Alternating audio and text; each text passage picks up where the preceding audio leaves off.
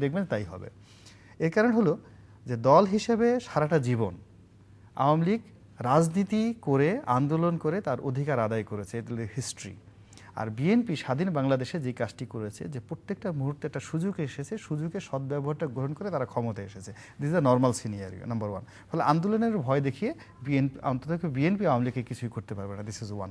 আমি একটা just political side বলবো। আগামীতে যে জিনিসটা আছে, বিএনপি যদি আলোচনায় না আসে অর্থাৎ সংসদে না আসে, তাহলে এই একতরফাভাবে সরকারকে আপনারা খালি মাঠে ছেড়ে দিলেন গোল দেওয়ার জন্য, এবং সেই গোল সরকার অবশ্যই দেবে, অর্থাৎ তত্ত্বাবধায়ক সরকার পরিপূর্ণভাবে বাতিল করে দিয়ে সংসদে যেভাবে সুপ্রিম কোর্ট রায় দিয়েছে সেইভাবে এককভাবে নির্বাচন এবং সেইভাবে নির্বাচন না, সেই নির্বাচন গ্রহণযোগ্য হবে কিভাবে আমি আপনারা বলি। আপনি দেখেন অস্তিত্বের সাথে অস্তিত্বের স্বার্থে জামায়াত ইসলামী বিএনপির সঙ্গে থাকবে না। আপনি লিখে রাখবেন নির্বাচনে আসবে অস্তিত্বের স্বার্থে, আমি লিখে দিতে পারি। ফজলুল হক আমিনীর যে ইসলামী ঐক্যজোট তারাও আসবে, এবং আই ডোন্ট নো যে রাজ পরিবারের অন্যতম সদস্য হিসেবে ব্যারিস্টার আন্দালিব পার্থ কি করবেন। হি যে ইয়াং ম্যান, কি করতেছে আচ্ছা আমি জানি না তিনি কি করবেন, তিনিও রাজ রক্ত তার মধ্যে প্রবাহিত, তিনি কি করবেন একমাত্র গড নোজ। আমি তার ব্যাপারে ছেড়ে দিলাম, যাই হোক খাবেন। ফলে রাজনীতির মাঠে বিএনপি সম্পূর্ণ একা হয়ে যাবেন। এবং আরও একটি ভবিষ্যৎবাণী আমি আজকে করে গেলাম, সেটি হলো যে সরকারি দল হয়ে যাবে না, সেখানেও আমাদের ৭০ নির্বাচনের মতো এরকম হবে। এবং সেখানে বিএনপির যে গলটা, অর্থাৎ Begum Khaleda Zia is surrounded by a group of conspirator. তার সঙ্গে যারা লোকজন আছে ইনি তাদের কাউকে বিশ্বাস করেন না।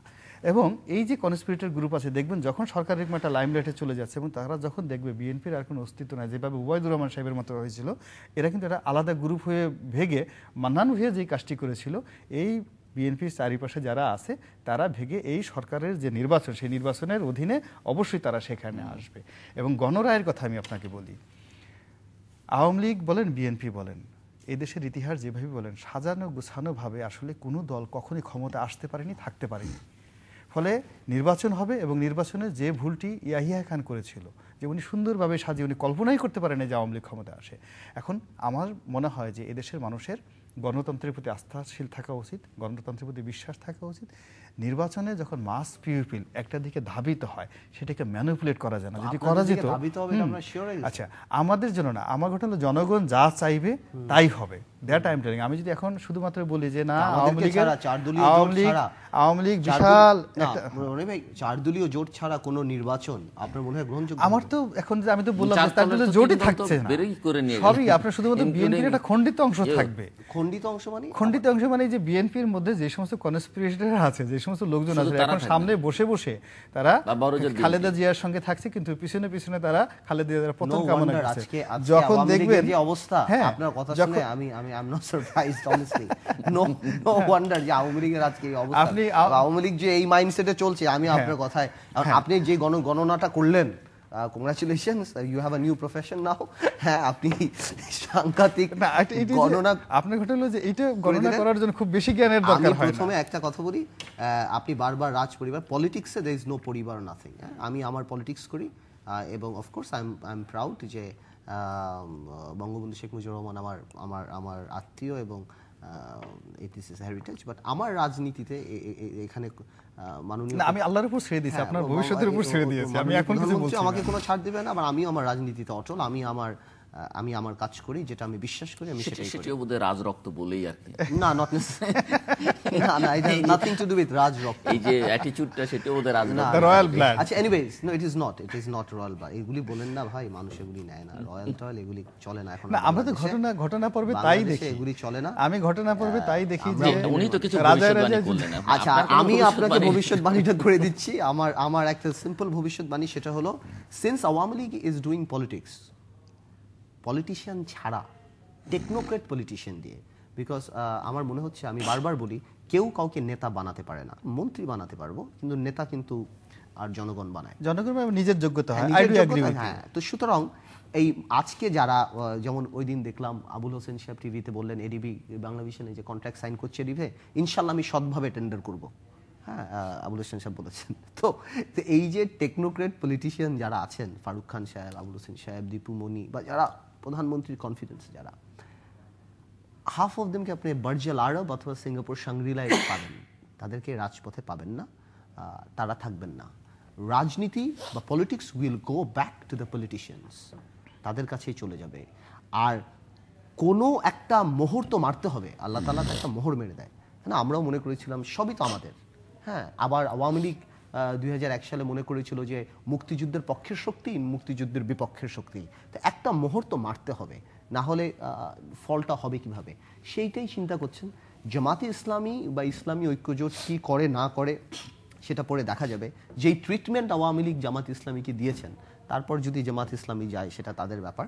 তবে রাজনীতিতে কি জানেন, স্ট্রেট লাইন চিন্তা করা উচিত। I will work for the people, I will tell them at the end of the day, ভাই এটা আমার কমিটমেন্ট ছিল, এতদূর আমি করতে পেরেছি, এতদূর আমি করতে পারিনি। সেক্ষেত্রে এরকম কোনো সম্ভাবনা আছে কিনা যে, কারণ যুদ্ধাপরাধীদের বিচারটি এটি শেষ হবে কিনা এই 2.5 বছর, এটি নিয়ে অনেকের মধ্যে সংশয় আছে। আমি বলছি, পৃষ্ঠটা রাখছি।